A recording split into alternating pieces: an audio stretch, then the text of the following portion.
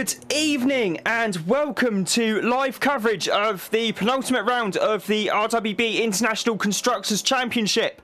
I'm Rob Lomas and I'll be the lead commentator once again tonight on what has been an abnormally hot day here in the UK. In fact, the Brands Hatch Grand Prix circuit where we're racing at today, the in-game temperature is showing air temperature 16, track temperature 22 degrees. Oh, how I sincerely wish we had those kind of temperatures right now across most of the UK. To be quite honest with you, it has been abnormally hot as Nathaniel Shirley goes to the top of the TCX class in the M2 Cup car. There's Damien Lowe just about to start flying lap, heading through Paddock Hill Bend now. Very tricky corner indeed. Massive compression as well, up the hill towards Druids. Down to about second gear, so got getting a good exit out there into the Graham Hill Bend, named after the two-time Formula 1 world champion. A lot tighter than it used to be, as we're now on board with Mo Play as he comes up the hill towards Druids. Mo in the Alpine is going to be a definite contender for potentially a top 5 slot on the grid here. Is currently Eddie Warden in 5th place at the moment in the Ginetta G55. Mo coming through Surtees Bend now. Got to get a good exit out of here because it's a long old run down the hill towards down the Pilgrim's Drop straight, where I remember Chris van der Drift having a horrible accident there in Super League Formula, where he crashed in, where he hit the back of another car and ended up going into one of the bridge parapets. Through Westfield now.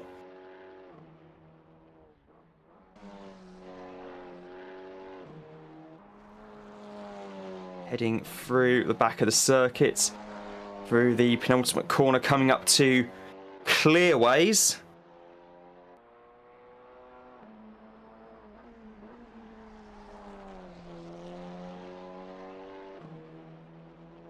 Now heading out of Clearways, Mo currently 25th in overall, 17th in class. He comes across the line and jumps up into P3 with that lap time of 1 minute 32.707.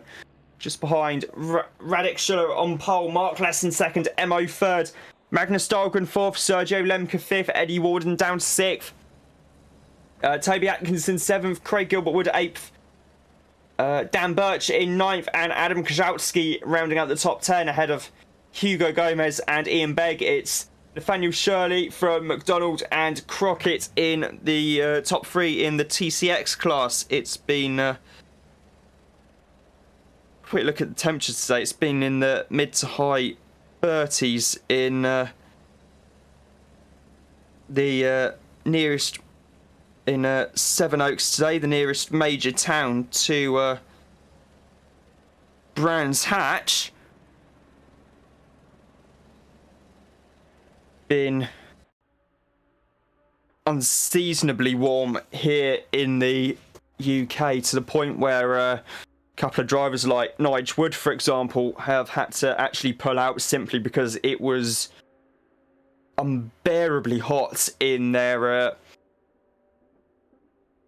in his sim room, excuse me. And there's a couple of other drivers who've had to pull out as well due to the extreme heat.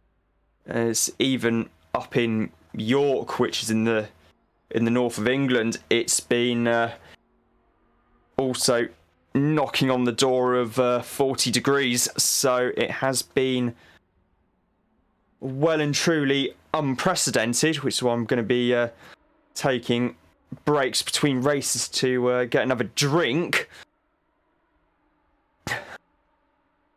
Yeah, it has been a warm few days, to say the least. Behind Ian Begg in 12th, it's Miziewski in 13th and Niels Bruyn in 14th. That's the top 14 for you on the little order totem pole thing in the left-hand side of the screen. Still 3 20-minute races as usual. And this being Brands Hatch, we should be getting some very frantic racing indeed. Of course, final round of the championship is actually next week, at Alton Park,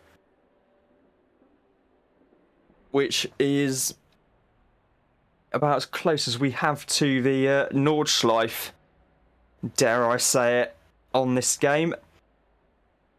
Very narrow, very uphill, very down dale, and yeah, real driver's track. They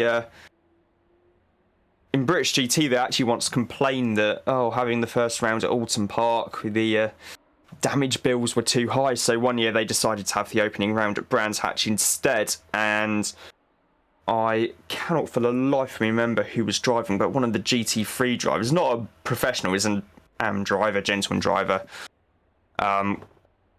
whichever term you prefer to use, ended up having a massive accident coming out of Surtees and down the Pilgrims, dropped straight off.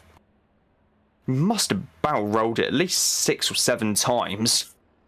Perfectly okay, climbed out of it once everything had stopped, but yeah, the teams were quite quickly clamouring for a return to Alton for the first round.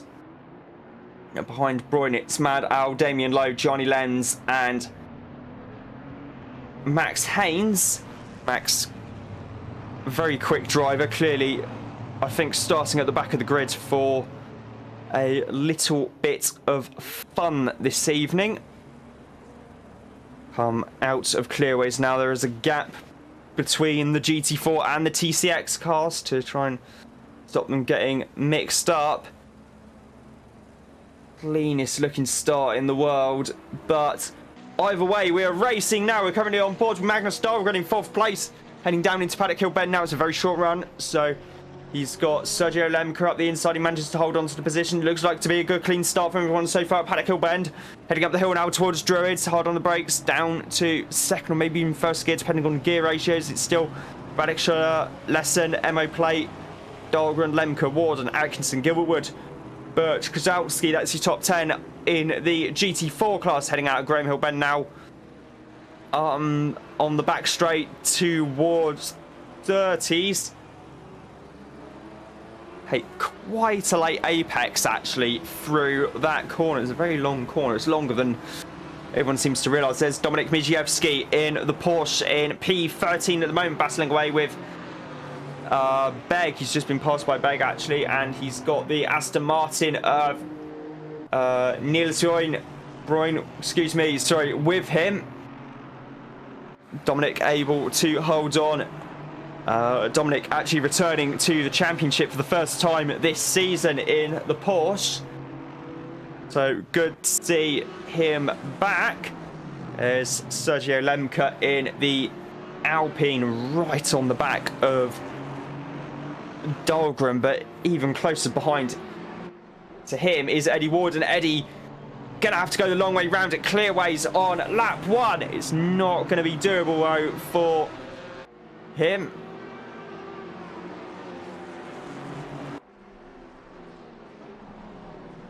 Heading into Paddock Hill once more again. Eddie not quite close enough to make a move up the inside in the Ginetta. There's Dan Birch running very wide at Paddock Hill Bend, going into the gravel there. That's going to give the McLaren of Craig Gilbert Wood an opportunity, and indeed it does. In fact, I think that's actually let a few drivers through, including Hugo Gomez as well. So Birch now down into 10th place, where he will be battling with Adam Kozlowski in the Audi.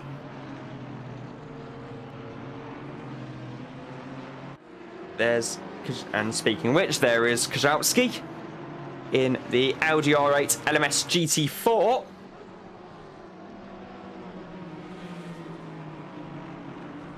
basically, if the R8 LMS GT3 is the full fat milk customer car by Audi, this is the semi-skimmed version. And then, of course, you've got the low-fat version being the TCR cars. Ian Begg goes very wise. Coming out of Sheen's corner. In fact, so does the Aston Martin ahead of Birch. That is actually... Sorry, Miziewski, excuse me. That's Birch, I believe. Or is that Niels Join? I'm not 100% sure. Meanwhile, we are with Giorgio Minga at the moment. In the M2. Birch going wide again there in the Aston Martin. I wonder if Birch has got having some kind of issue with the setup on the Aston Martin there. He's gone wide a few times now. I know Dan's a very quick driver, so I am wondering if that is more down to the car not being to his liking per se. By the way, it's very rare you see him make that many mistakes during a race, let alone within, what, 4 minutes into a race. So, yeah, something is not 100% there, I don't think. Meanwhile, we are with Sergio Lemke at the moment. He's got Eddie Warden right there with him.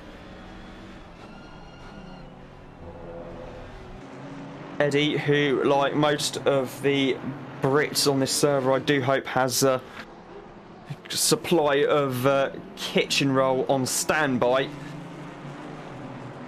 Just to mop up the sweat, because, yep, it has been a warm one. It's going to be a warm one on those sims.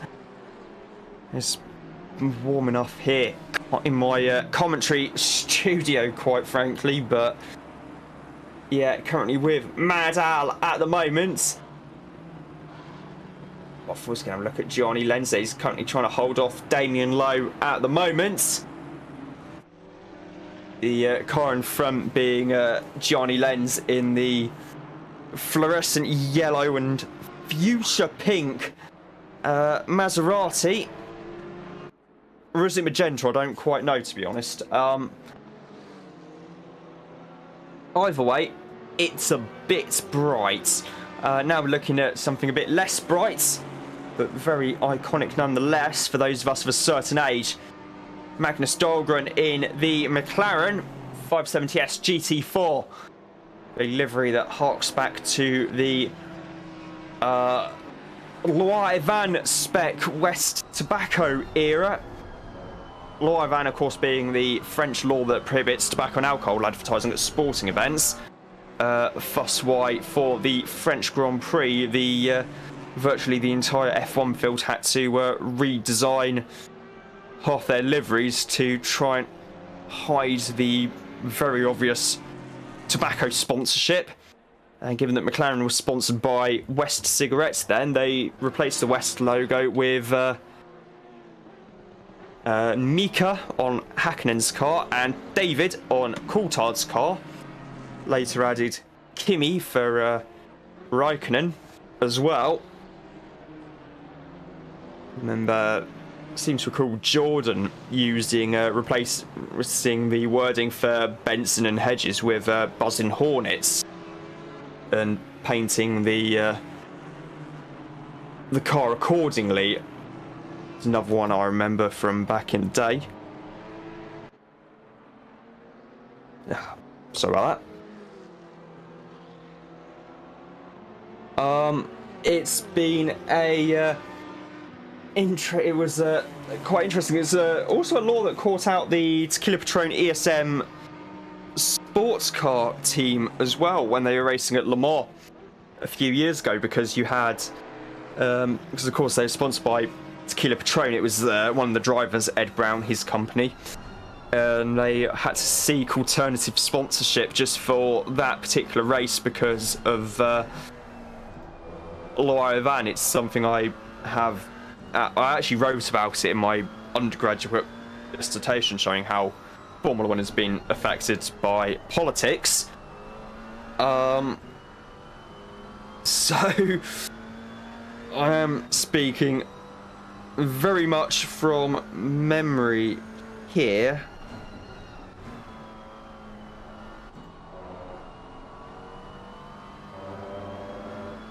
Excuse me one moment.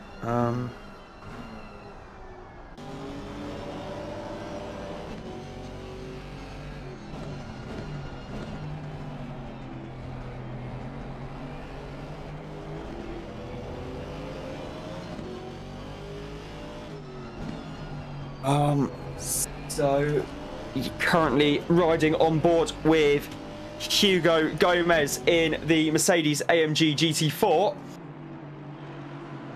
Currently in P7 at the moment. You've got Sergio Lemke right behind him. Lemke's dropped a few positions, and oh, dearie me, there's an awful mess there. Coming out of Sergio, I think someone's run very wide to obliterate that much of the styrofoam markers.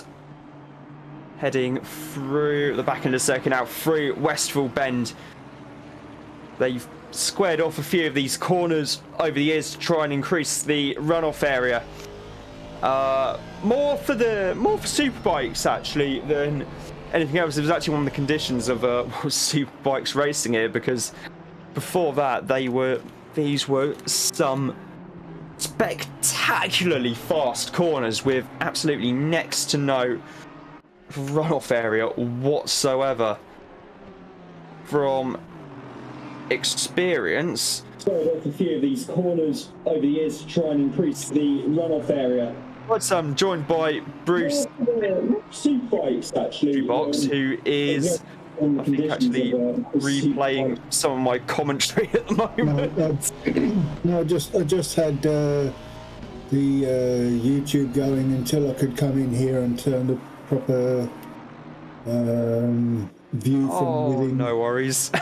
There we go. Yeah, it's now all find it. All working fine now. Currently halfway through the races still. Ruddick, Shaletmo, Plate, Magnus Dahlgren, Max Lesson, Eddie Warden, Toby Atkinson, Hugo Gomez, Sergio Lemke, Dan Birch and Adam Kozłowski in the top 10 overall. Max Haynes has done pretty good so far, working his way up into 12th place. Yeah, up 6 places. Yeah, although I do wonder if in Max's case, having actually raced here in real life might be quite the advantage. I do know he races Caterhams actually, so and I remember him joining us on a mini league on the GT Hub Discord server. Well, I say mini league, it was supposed to be a mini league. It ended up lasting for about 3 months. And he just rocked up once and promptly went a second a lap quicker than everyone else, and we were just like, you just hate it. who is this bloke? Can we give him a GT4 car just to give everyone else a chance in the GT3s? But no, Max is a phenomenal driver, so stick him in a Praga. Let's slow him down. In all honesty, a Praga wouldn't be slow around here at all because of the amount of aero. That's true. That's true. Yes, I know Richard Morris from Racing Pride, and he was racing the Pragas last year, and I actually got the chance to see them testing at Donington Park the year before that, and they are phenomenal bits of kit. I mean, the amount... They certainly are. I mean, I follow Jimmy Broadbent, and he's been hacking one around, and they're about to win the championship, and he's only been at it a couple of years. This thing is his second year racing. It's a monster. It's a beast. For a little car, mind you, that's part of its pleasure. It's so light. Yeah, it weighs hardly anything, and also it's got, well, the base model's just a slightly tuned up Renault Sport engine from back in the day, the old 2 litre, I think, and the quicker ones have the turbo on. Oh, they do. And they do have some, and I actually got the chance to sit in one at Autosport International actually a few years back, and just about managed to fold all 5'11" of myself into a central seated car without removing the steering wheel. I mean, I bruised both hips and got cramp in my foot, which I had to try and hide on Monday when I was at work after having taken 2 days off sick, but I'm still sick. I've got a bad foot. Look. Still sick. I can't walk, as it was in my case. Meanwhile, of course, we have to cut away right at the point where it's getting a bit interesting. Fifth. Well, the auto director is brilliant at this. It really is. I noticed that last time I was commentating, just as there was action starting, to watch some others that aren't doing anything. Yeah, it was. See also the last couple of few hours of the Catalonia race in the Endurance Championship this season for my thoughts on Auto Director. Safe to say I'm probably not going to be able to repeat them. Currently on board with Dan Birch at the moment in 7th place as well. It says 7th place on the game. We're just waiting on no, it says Gomez in 7th. It's, well, the game AI is saying he's in 7th place. I can see Gomez's Mercedes behind him. No, it's saying that Sergio Lemke is somehow in 8th place, but that does not look like an Alpine. That is definitely the front end of a Mercedes. It's Gomez's car. He closed up. Oh dear, oh dear, oh dear. That was a bit of a risky dive. Got away with it. Kozłowski got the move, although quite frankly that was more down to Gomez being very compliant. If we're being honest, that's probably going to be looked at by the stewards. Don't mention that word. Yeah. Currently with Dominik Miziewski in 16th place at the moment. He's got one of the BMWs behind him. What it says. I know what the problem is, because this race, what this is on doesn't update until they cross the lap, and then it updates their position, which is, I think that's bad. It should live update. It doesn't. It does it per timing split, I think. So usually on one of the 3 timing splits, it updates.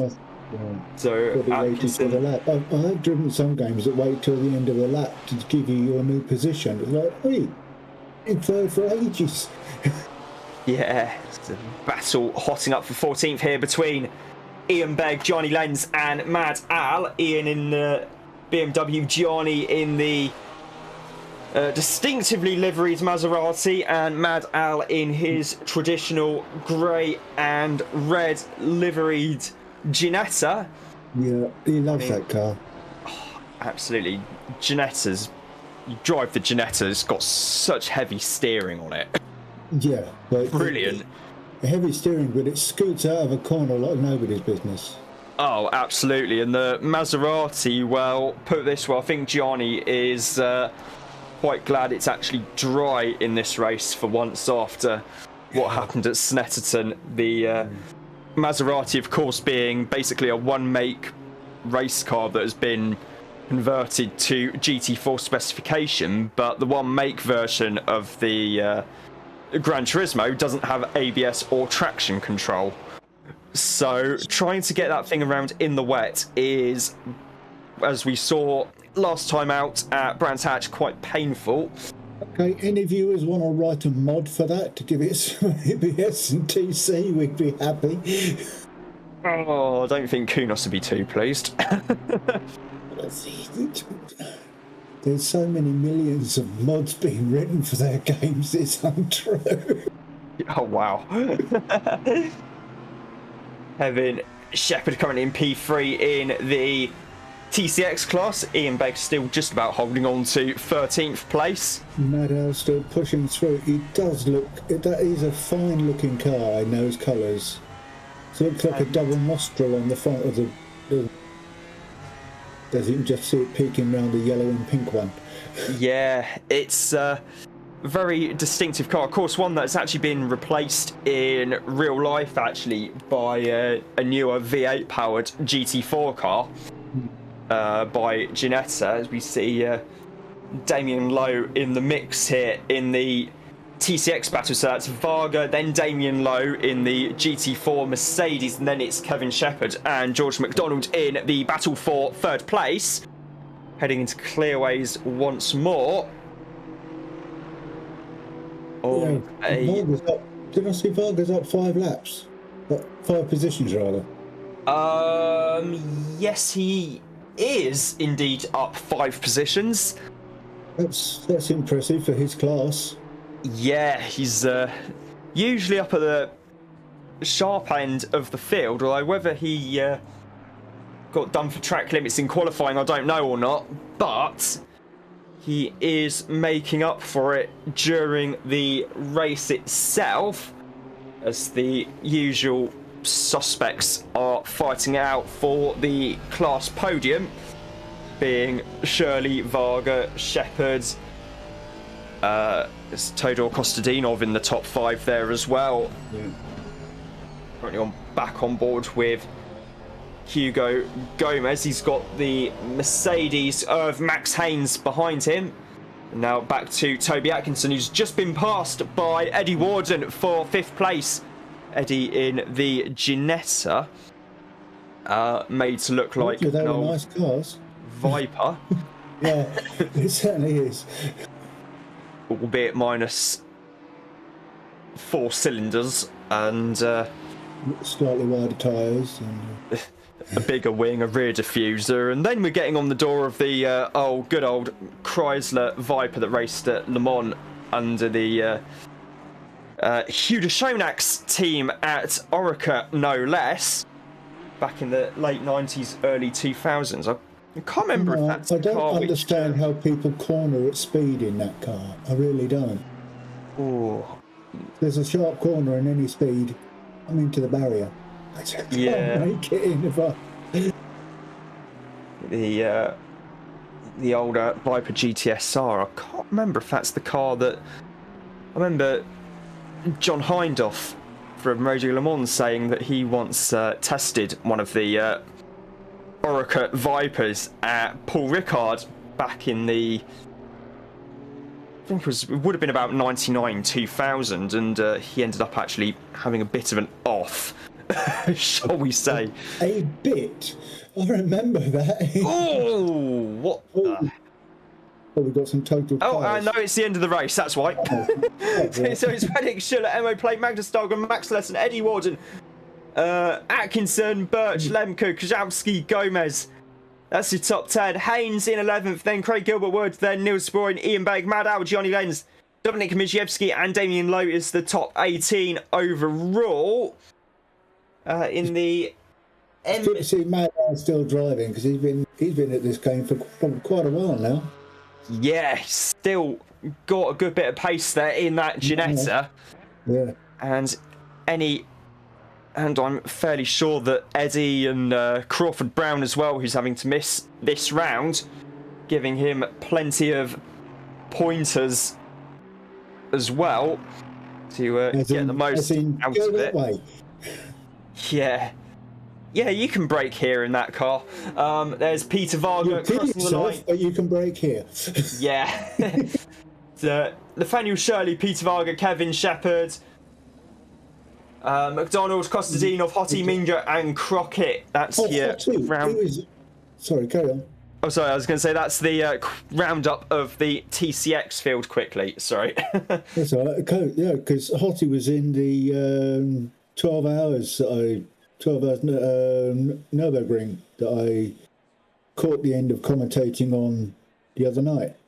Yes, he was. There were quite a few drivers taking part in that. I was actually on a trip with some friends. I was with some friends all day that day, so I couldn't actually commentate on it. So I couldn't actually get a hotel room that was cheap enough for me to bring my... all day.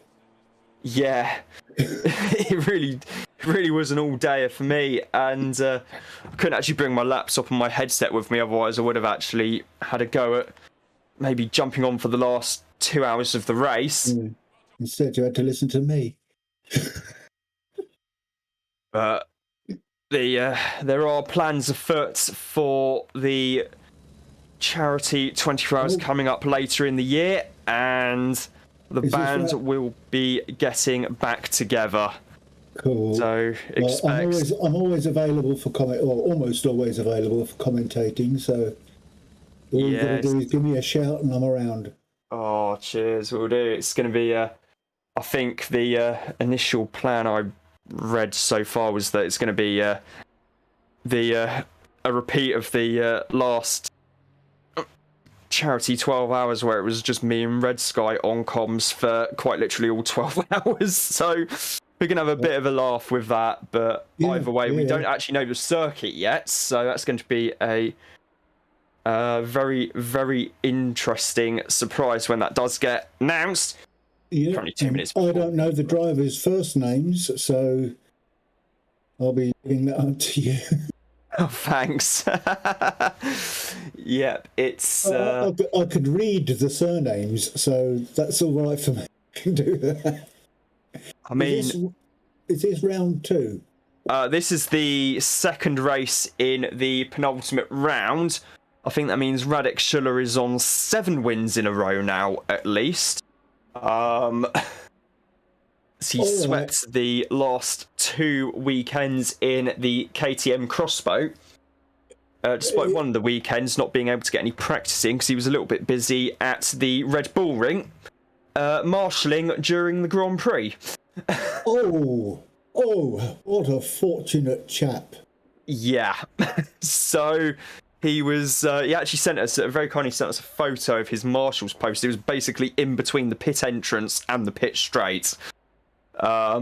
So had just about the best view of it all.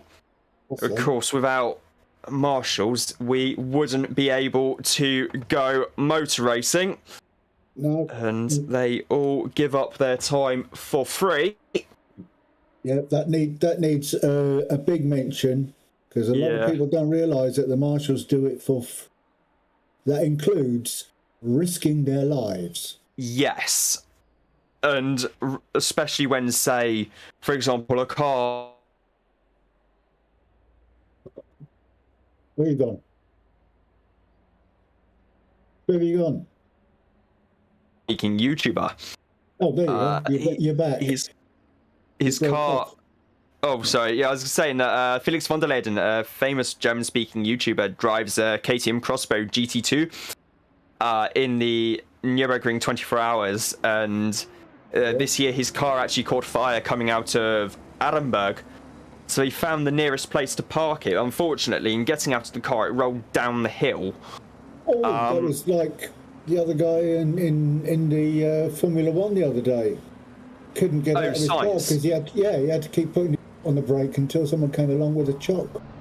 Yeah, it was. So the marshals, they do an absolutely fantastic job, and in all conditions as well. Even if it's 31, 32 degrees, they're still there doing it. Or 5 degrees. Yep. So I don't care how cold or wet it is, unless the race is red flag for rain, they're there. Yeah. It's a good start from Radek Schuller. A little bit of contact there between Lesson and Plate. Lesson still keeping it within track limits, though, somehow at Paddock Hill. Emma having a look up the inside in the Alpine, moves up into 2nd place.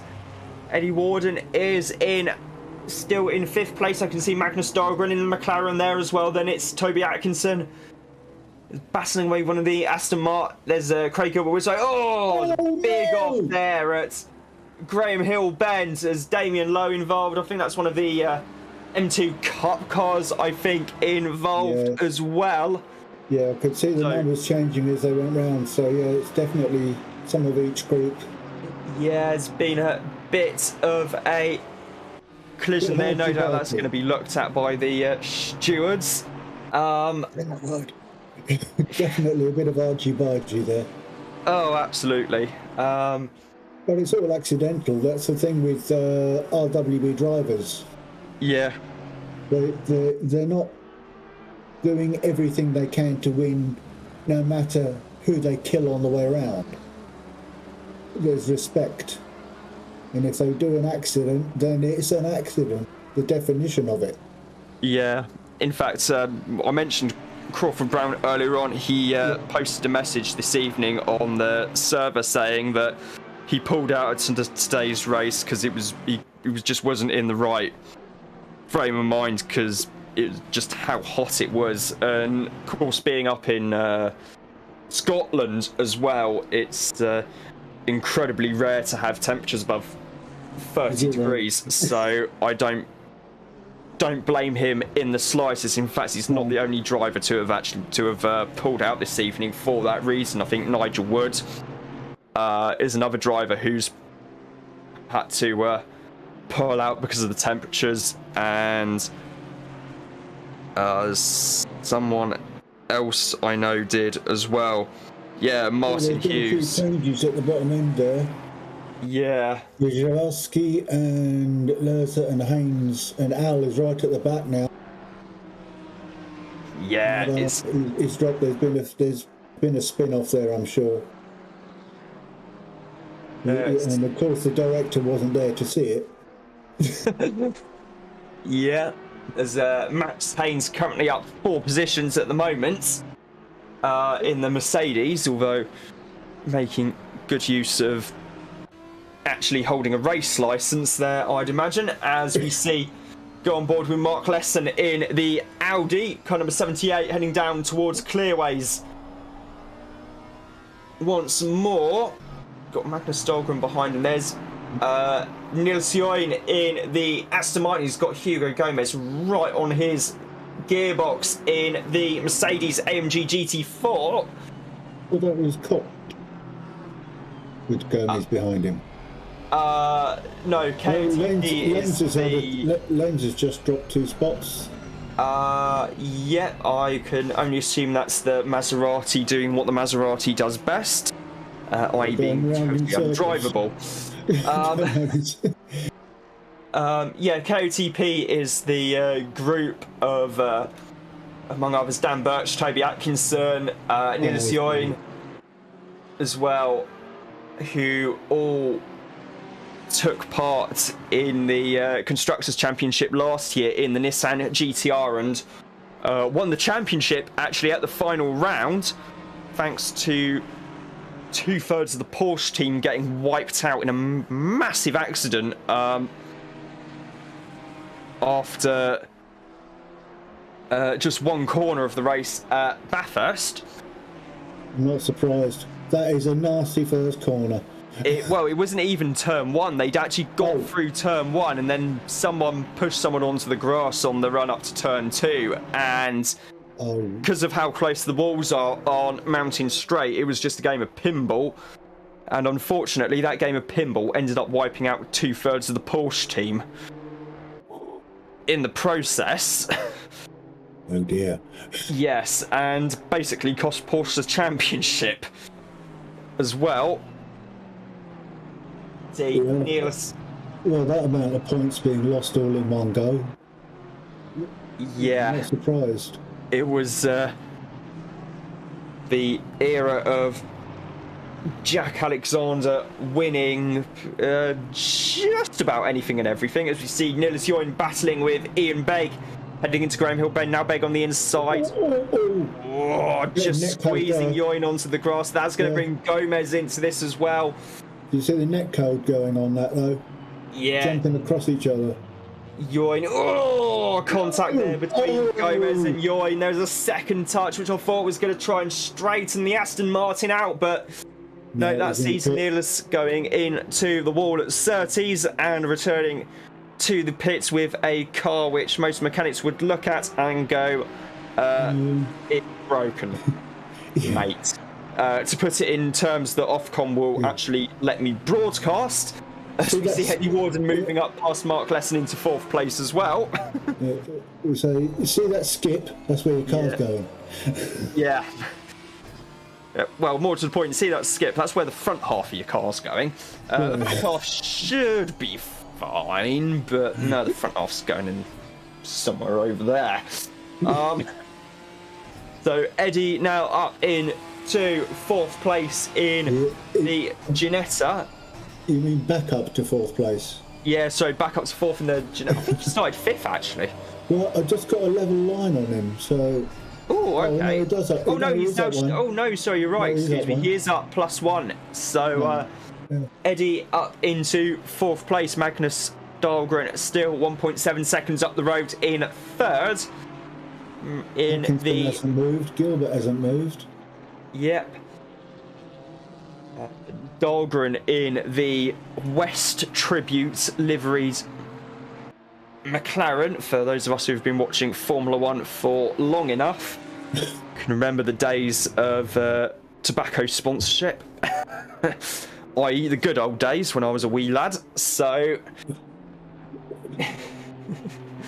currently with Peter Varga at the moment as he's battling with Kevin Shepherd for 3rd place. Now back to Mark Lesson in the Audi.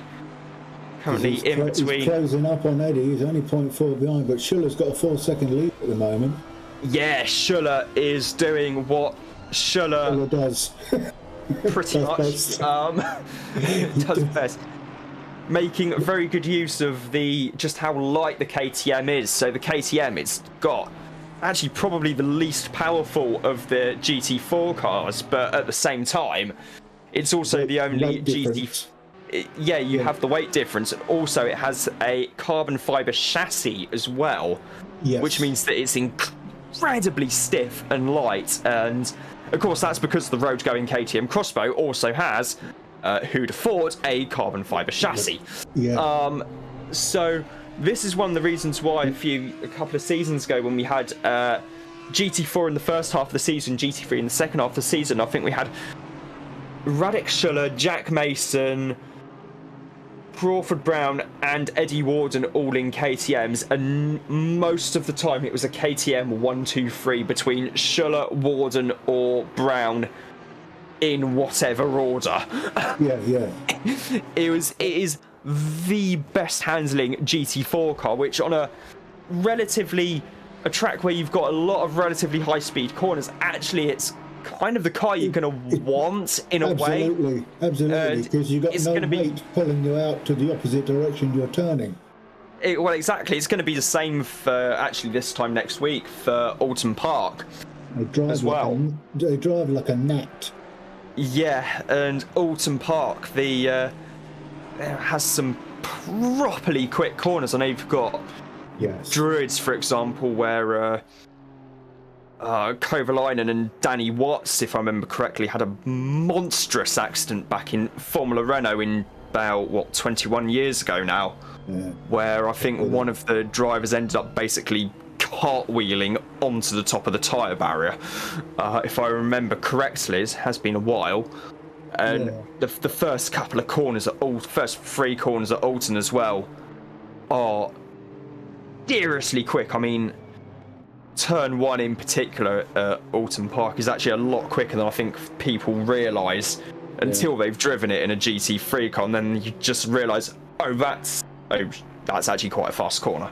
I was really surprised at the last F1 T1 at Spielberg when Chinese driver ended up on his roof and bounced into the tyres and into that fence. Oh, Guan Yu Zhou at Silverstone. And just walked away. Oh, Silverstone, sorry, that's it. Yeah, and just able to walk away from it. That's purely because of the halo. Which collapsed. That was the roll hoop. Oh, the roll hoop collapsed. Yeah, it was the roll hoop which collapsed, and actually something very similar happened to Pedro Diniz back at the Nürburgring in 1999, also actually driving for the same team effectively back when it was just Sauber. So Diniz has been involved in an incident at the first corner and then hit the curb, and of course the curb's having a big old moment there in the Porsche. But the coming out of Sheens, Saved it. he did a bloody good job indeed. the old Pedro Diniz stories. So the curbs at the first part of the Nürburgring now is quite twisty. They've redesigned it since the '99 Grand Prix to put more grandstands in and try and lengthen the lap a little bit. Hence why we now have the Mercedes Arena, and why for the Nürburgring 24 Hours it's a very tight hairpin right, hairpin left. But before, it was basically a 90-degree right-hander followed by a relatively opening left-hander. But the curbs were also quite high, so Diniz was already upside down, struck the curb, and that just sheared the roll hoop clean off. So thankfully, Sauber at the time had relatively high cockpit sides, and that was basically what stopped him from having half a ton of Grand Prix car on his lid, as Max Haynes makes up yet another position. Yeah, and Mad Island, I think is it Ian Begg? Yes, it is Ian Begg, yeah. Yeah, they just had a little close two there. Oh, yeah, Mad Owls drops back. Mad Owls now a couple of seconds back off of Ian Begg. Max Haynes having... I think they had a near coming together and it put Mad off. I think Al would have backed out of it a bit in the... He's sensible like that. Yeah, I mean, anyone who was club racing in the 1980s in on two wheels and sensible. I've heard some stories from around that time from my parents. I will say no more. See also Chocolate Gatto Gate at Brands Hatch. No, I'm not repeating that one on stream for... Oh, good one. We're after the watershed, go for it. We're after the watershed, go for it. I mean, we're after the watershed, yes, but it did involve breaking into the Kentagon, getting an industrial-sized chocolate gatto, and then there was just bits of gatto, and then everyone having bits of chocolate gatto, and it was just chocolate gatto all over the paddock the morning after. Wow. At least you won't get a hangover on it like all the champagne that we normally get. Oh no, this being club racing in the 1980s, I think it would have been lager.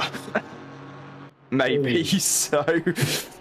Yes, it was... Oh, hold on. No, it wouldn't have been lager. It would have been a party for Watneys. Oh, crikey, I'm too young for that. Well, I'm 61, so... Oh, little time together there. Oh, yeah, bit between Gomez and Miziewski. Miziewski in the Porsche, and they are still almost side by side, actually, as they head in to Durling's, now heading up towards Clearways. Gomez still trying to find a way past Miziewski. Can they bring their SA down with all these caps? I don't know.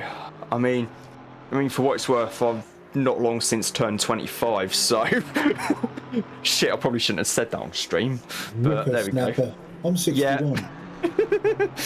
Not the first time I've been called that on stream. Well, at least it's polite. Yes, it is. Very, very much so. As Gomez finally gets past Miziewski. Gomez finally gets past Miziewski at Druids. Now there's that's definitely Ian train. That's Ian Begg there. So Mad Out has either cleared Begg and gone into the distance. He has cleared Begg. Because Begg is now showing as being behind Mad Out. Yep. Gomez gets a better run around the outside of 30s. He's got the inside line for Hawthorns, and holds on to the inside line through there. Good bit of defensive driving from Hugo. Of course, it does kind of screw his exit up somewhat, heading through Westfield now. It's always a compromise, isn't it? That is always a compromise. Yeah, absolutely. And of course, I still find it funny that Westfield and Sheens are now both double apex corners effectively. Of course, they both used to just be 90-degree corners back in the day. And they've widened them out. Yeah, and they've done that to try and increase the amount of runoff area to something that was actually suitable for superbikes. Something suitable for accidents. Yeah. Because having driven the 1980s version of Brands Hatch on Gran Turismo, I can confirm the runoff area there was bordering on non-existent. Minimal. Yeah. Very much so. And it was a painted line, and that was... Yeah, I mean, watching some of the videos with the late and much missed Clive James doing the Formula 1 season reviews back in the mid-80s, watching footage of the likes of Senna, Prost, Keke Rosberg, Mansell and co. racing the big turbo-era F1 cars around here was actually quite something, given, firstly, just how quickly they were going, and secondly, just how little margin for error there was. Yeah. Obviously, you've seen the film about James Hunt and his little ratty colleague. I have not, no. You haven't? Well, no. The thing is that the guy who played Hunt went on to become Thor. Yes, Chris Hemsworth. And the guy who... I can't remember his damn name. He was with Mercedes for long enough. Daniel Bull? No. Burnt his ears off. Oh, Daniel Bull played Nicky Lauda. Oh, Daniel Bull, that's his name. Right, yeah. Daniel Bull. What happened to him?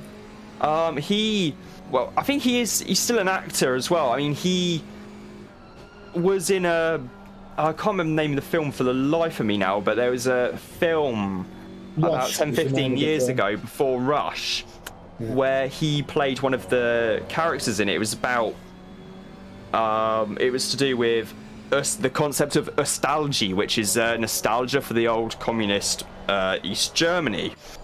And it was about that, and one of the character's parents fell into a coma, and then the Berlin Wall came down and everything else, so they decided to kind of play as if it was still everything. So like showing that's Atkinson and Birch, both in the Aston Martins. No doubt they are. I'm going to have a quick look to see if they are in voice chat. The KOTP is all that name, it could be anything. Yeah, so Birch is in the main voice chat and Atkinson isn't, so they won't so I don't think, unless they have a separate Gilded or TeamSpeak open, won't be able to communicate with each other. I mean, get out my fucking way.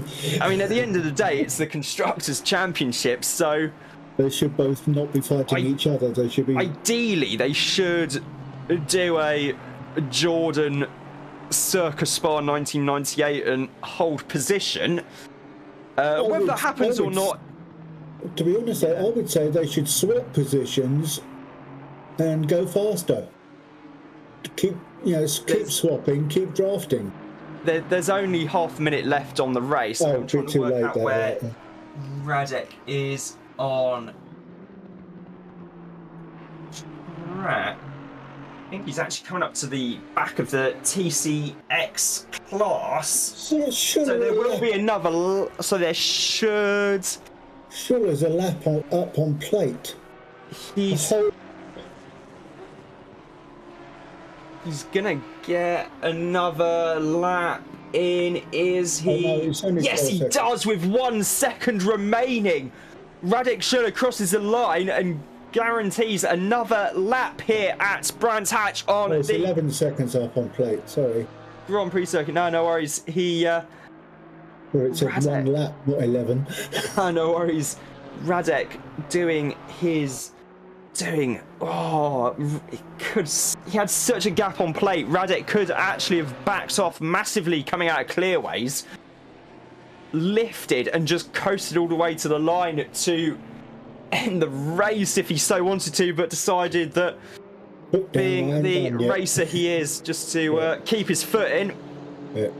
Can actually see him making his way. He's just gone past Kevin Shepherd, for Kevin being 4th in the M2 Cup field. McDonald, Varga, Shirley, Shepherd, Hottie, Crockett, Kostadinov, Minga. That's your top 8 in class. We're kind of, oh, excuse me, we're kind of Boris Shirley. Oh, that's going to be a steward. That's going to be a definite steward. He pushed him off. I'm sorry, he did. He did not leave enough room. Oh, that netcode is jumping about, isn't it? Or is it just me? I don't know 100% to be honest, but we're still looking at Emo coming through the last couple of corners. In that last lap, Radek gained 0.8 of a second on Emo. In fact, Radek is just coming out of clearways now and is about to any second now cross the line to take the win in race 2 here at Brands Hatch. It's Radek Schiller from Emo Plate, Magnus Dahlgren just behind in third from Eddie Warden and Max Lesson. Toby Atkinson is in 6th, ahead of Craig Gilbert in McLaren. Then it's Max Haynes, Mad Al, Hugo Gomez, Dominic Mijiewski, Gianni Lenz, Ian Begg, Damien Lowe, and Dan Birch. What special mention for Haynes? Special mention for Haynes and Mad Al, because Haynes is up 10 and Al's up 6. That's good going from where it was. Yeah, more to the point, what the bloody hell happens between the Aston Martins? They probably crashed into each other. Yeah. I think Birch and Broyne have had a bit of a coming together, methinks. Yeah, and if Adam so, that's completely unnecessary. I was going to say, I didn't think there was going to be much communication between them, given that one was in the race chat and the other wasn't, and that has proven to be the case, i.e. this is a very rare scenario where a journalist puts 2 and 2 together and actually gets 4 for once instead of 5. Journalist? You mean you write this shit down as well? I mean, journalists aren't exactly renowned for maths, so we can add in multiples of 3 for the most part, but that's about it. I don't know. I mean, they caught that thing out on the bus quick enough, didn't they? I don't know. I mean, that big lie about how much we're sending out to Europe every year. Journalists caught onto that pretty quick and said, that's wrong. Sports journalists, though, we can only really count to 3. Because... well, you're not very good at rugby scores, then. Rugby and cricket scores are a bit of a problem. Speaking of which, there is actually an ODI between England and South Africa today at Durham. So that's going to need to be... Isn't that where the Pink Panther comes from? I don't know. Oh, I see what you did there. Oh, there's also actually the last ODI for Ben Stokes today in an England shirt. Stokes now captain of the Test team and also focusing on the Test format and the 2020s. Yeah, short matches. Stokes deciding to play his last ever ODI actually at his home ground in Durham. I won't mention the scoreline, although I am just having a quick look at the scorecard as we speak. Have you been watching that Freddie Flintoff thing on BBC One? I have not, no. Oh, that's fun. Trying to get some rowdy kids to play cricket up in Preston area where he comes from, and it's like, cricket doesn't exist. It's for posh people. But he was trying to show them that he had an ordinary grammar school education, and he did it. So it is possible. You don't have to have money to get into cricket. Yeah, it's breaking that glass ceiling for them. Yeah, and also Flintoff himself, the one of the poster childs of the 2005 Ashes winning squad, and also subsequently got made England captain briefly as well, before relinquishing the role to focus on what he did best and what he preferred doing, which was just playing the game instead of having to focus on the tactical aspects of fielding positions and...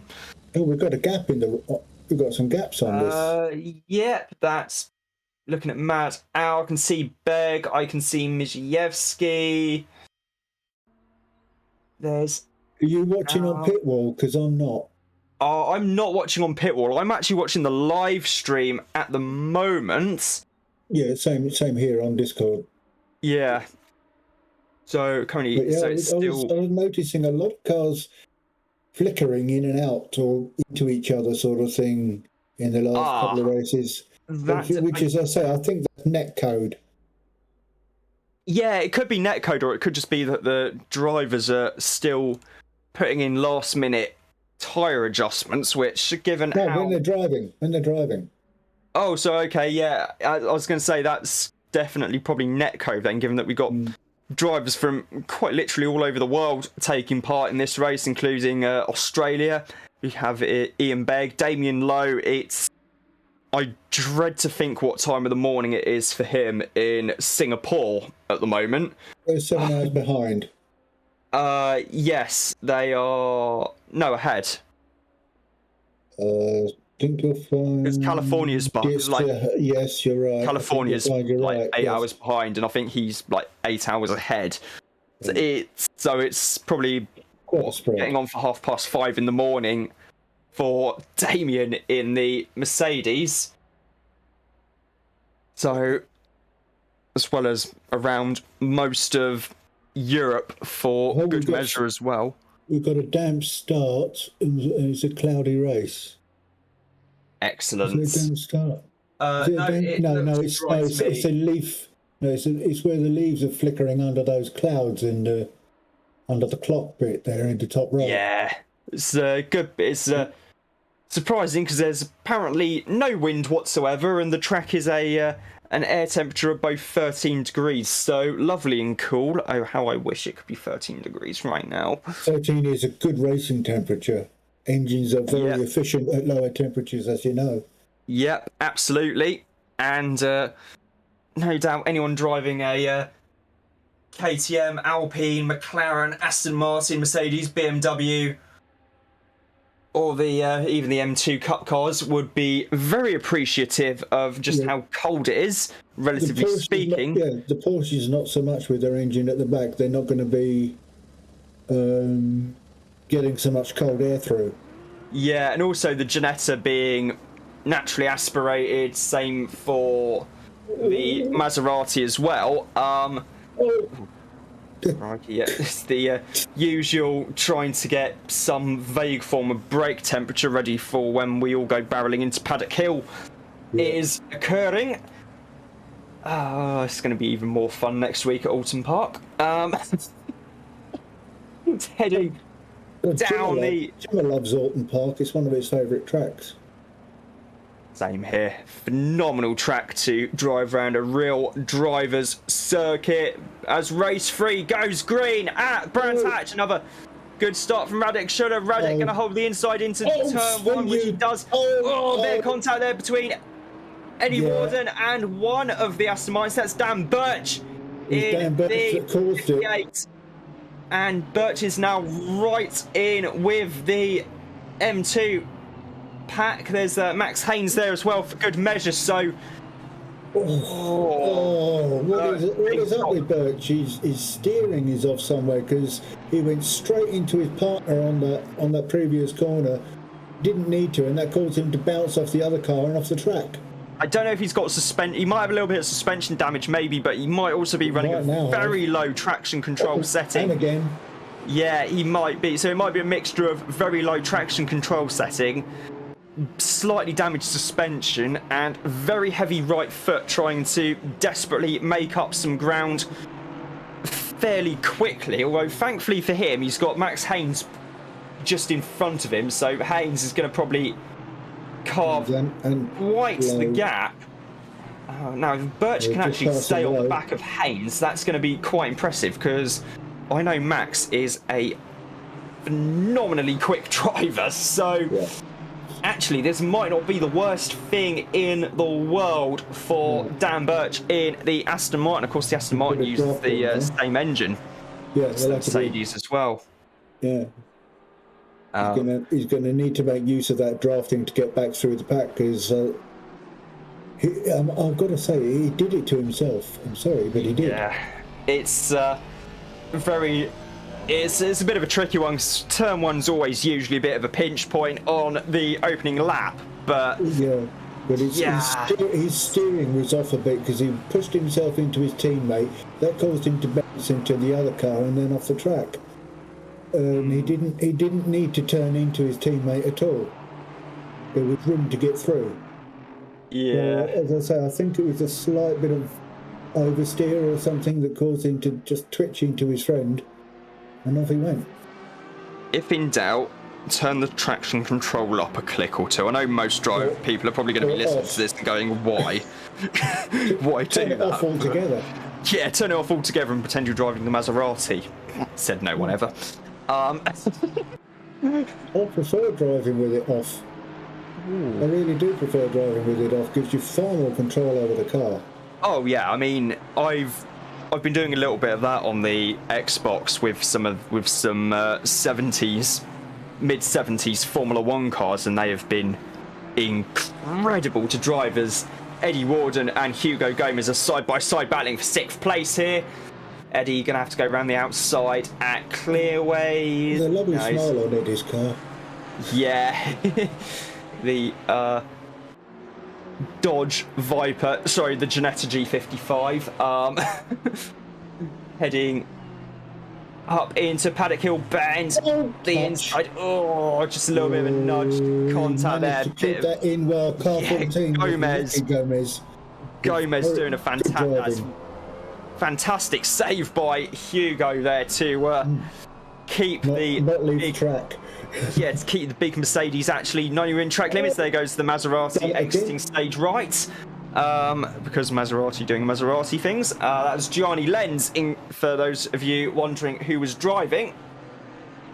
The big Maserati at the time was still with Dan Birch. He's actually ahead of Max Haynes. Yeah. How the hell he managed to do that, I don't know. Probably drafting, because as we were saying, that Haynes was pulling him along like a good one. Yeah. Meanwhile, in the M2 Cup class, at the back there. Meanwhile, in the M2 Cup class, it's resembling a British touring car race. As we have Shirley, Hottie, Crockett, Varga, Shepherd, and Kostadinov all in this 6-car train battling for second in class. Quite frankly, it's anyone's guess as to who out of this lot is going to end up on the podium. Quite honestly, Giorgio Minga is about 8 seconds behind this battle, and McDonald, I can only presume, has buggered off into the distance. He's got 3.9 seconds on this lot, as there's 1 second between 4th and 7th. Yeah.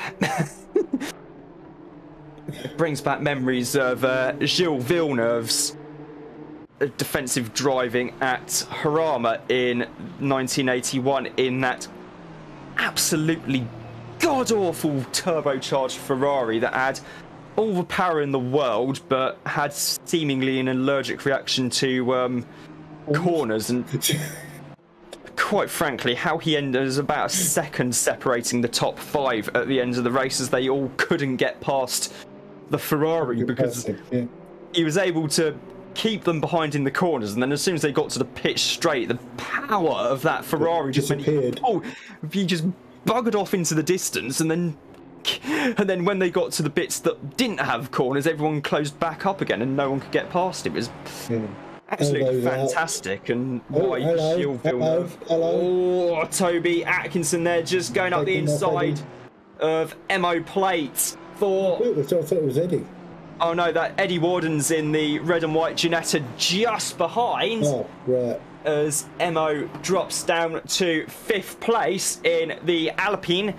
Still the highest Alpine in the field. I don't know where Sergio Lemke is. He must have been involved in something somewhere, because he's not showing in the top 16. So that might have been him taken care of. Yep. Harama 1981, also why Gilles Villeneuve is still regarded as one of the best drivers in Formula One history, and still a cult hero for many to this day. Eddie Warden goes around the outside of Graham Hill Bend and pulls it off somehow to go up into 5th place. Emo, I think, maybe struggling with the slightly cooler conditions in the Little Alpine. The road-going version of which is an absolutely fantastic little sports car. Not many, Benny. Yeah, there's not many of them around, but... I wouldn't want to challenge one at the lights, I tell you. Oh, absolutely not. They don't actually weigh anything, so despite having very like the small... KTMs. Yeah, and the Ginetta as well. Yeah. Don't weigh anything, but because of that, because there's absolutely sod all mass to try and actually lug around, it handles and brakes like an absolute dream, that car. So I can't remember what the hell it was. I saw one car being done on the old Top Gear with Clarkson and crew. Yeah. And they were saying that this car had, it was only a 4-cylinder. Had a 4-cylinder Renault engine in it. And he was saying that's all it needs. It's so light, so powerful with these, I think they stuck a couple of turbos on it, but it just shifted. It is to do with weight ratio. If you got, it doesn't matter how low horsepower you may have, it's horsepower per ton. Absolutely.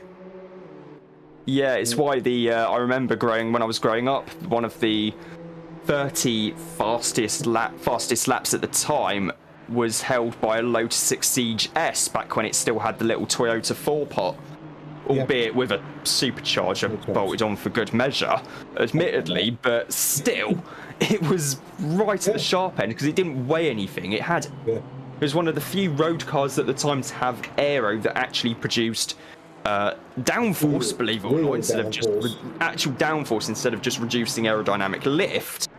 And as a result, it was virtually flat through the back part of the track, through the follow through, past the tyres and then into the second to last corner. Yeah, it had no top speed, but on the brakes and in the corners, it didn't need it because it was so quick. And grippy. Yeah, exactly. Absolutely bonkers bit of kit. We're starting to get a bit of difference in time and space between these guys in the ECX. ECX, is that an E? Yeah. It's so blurry on my screen. Yeah, so we were on board with Kevin Shepherd running in the top 5, I believe, as we see Mo Plate and Eddie running a little bit wide there in the background in the Ginetta. Atkinson up 11 places. He's 15th.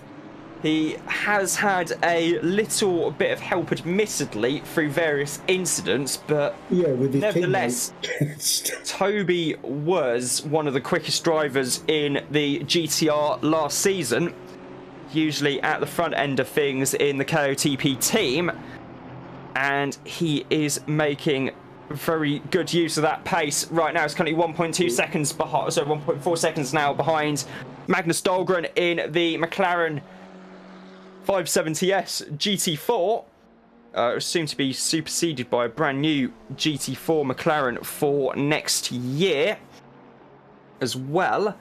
Of course, our friend out the front is doing his bit about, I don't like you behind me, you smell, I'm going. Yeah, Radek currently 5.5 seconds in the lead. Yeah, nearly 6 seconds in the lead for Radek Schuller between himself and Max Less, and then it's Magnus Dahlgren, Toby Atkinson, Mo Plate, Eddie Warden, Hugo Gomez, Dominic Miziewski, Mad Al and Ian Begg in the top 10, then Dan Birch, Max Haynes, Craig Gilbert-Wood, Damien Lowe, Gianni Lenz, and Chris Brown. I see Mr. C. Brown there. So Crawford must have actually entered the race, albeit only for a couple of laps, I think, just to get a feel for probably how hot it is in his sim room. So that is a bit of an unexpected, but nevertheless, welcome surprise to see Crawford having done at least a lap in the Ginetta, in the big Ginetta. Absolutely sweltering conditions for him. His Ginetta is usually the blue and white one. He couldn't help but smack him up the arse. He got brake tested there. It's very close still between Birch and Haynes. Haynes having just moved past Birch for 11th place, I believe. Yes, indeed it is. Birch heading down as 12th. There's Ian Begg there in 10th. As we enter the gloaming here at Brands Hatch. Is that where they run? I don't know, but either way... Roaming in the gloaming is a very old phrase. Yeah. Still... Oh, we nearly lost it there.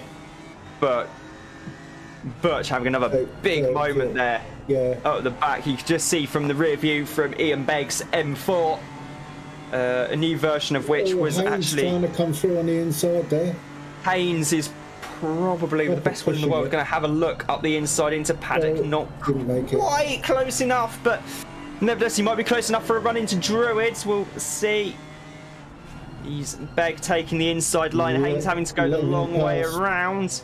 I think, he's not letting him pass. Just about able... Begg just about able to hold on, but Haynes has the inside for the next corner and indeed gets through. There into Graham Hill Bend. So Max Haynes now up into 10th place and Dan Birch. Yeah, I think he's lost another spot because he touched. Birch is now up into 11th, and actually Baker's lost another position too. Craig Gilbert Wood in the McLaren 570. As I say, I think he touched his. I think the rear corner and the front corner touched as they were passing, and it put him off his steering. Yeah. Slowed him down. Just a little bit. Of course, there is a new M4 GT4 coming for next season. It was they've been doing some public testing, I should say. So with what some of the manufacturers like to do with their new GT3/GT4 cars is enter them into relatively into not quite as prestigious events such as the normal VLN rounds at the tail end of the season, or into the Crevantic 24H series where they have classes for unhomologated cars, and they basically treat the race as a... If it's a Mercedes, why isn't it running in DM? Check it out in DM. Yeah. The what the manufacturers like to do is they like to run it as a public test session, so it's all in public. But Haynes running wide there at Paddock Hill, getting passed again by Birch. Hard on the brakes into Druids now, heading down into first, maybe second gear for the hairpin right-hander. Down the hill now towards Graham Hill. Mercedes it does look like a pig trying to turn it back in after these tight corners. It just doesn't like it. The steers like a good one. Yeah, the Mercedes not looking... Struggling with that. The Mercedes is suffering with understeer in the same way that Birch's Aston Martin was struggling with oversteer earlier. I.e., yes, it's struggling quite badly. Meanwhile, it's starting to get quite dark at Brands Hatch. We're entering the twilight zone now, with just 5 minutes of the race left to run. So I had to do the theme tune. You mentioned twilight. Absolutely. So we're going to try our best to identify who's battling with who and who's in what position. Thankfully, I can actually tell the difference based on headlights. See Crawford Brown's Ginetta there in the pits. Still Emo in 5th place, battling with Toby Atkinson, Magnus Dahlgren just in front of them. Big old moment there for Emo Plate coming out of Paddock Hill Bend. Eddie There's a lot coming wide there on that bend. Yeah, of course, it used to be a lot... The corner itself used to be a lot closer to the barrier back in the early 70s, but that has since changed because they needed to put some actual runoff area there. Although for many years the old track was an early form of a very early pioneering form of tarmac runoff area, as it was they hadn't bothered putting any gravel over the over the old alignment of the corner. So you look at pictures of the start of the 1976 British Grand Prix and the collision at turn 1 that saw the race get red flags, and all that tarmac on the outside is actually the original alignment of Paddock Hill from back in the day. There's George Crockett in third place. There's Todor Kostadinov in fourth. Yeah, they're spreading out now, aren't they, those guys?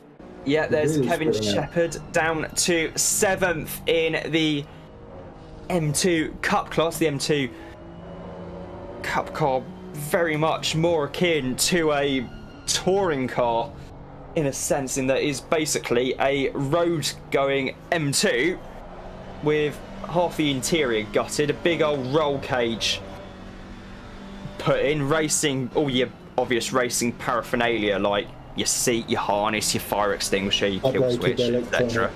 Yeah, and all that.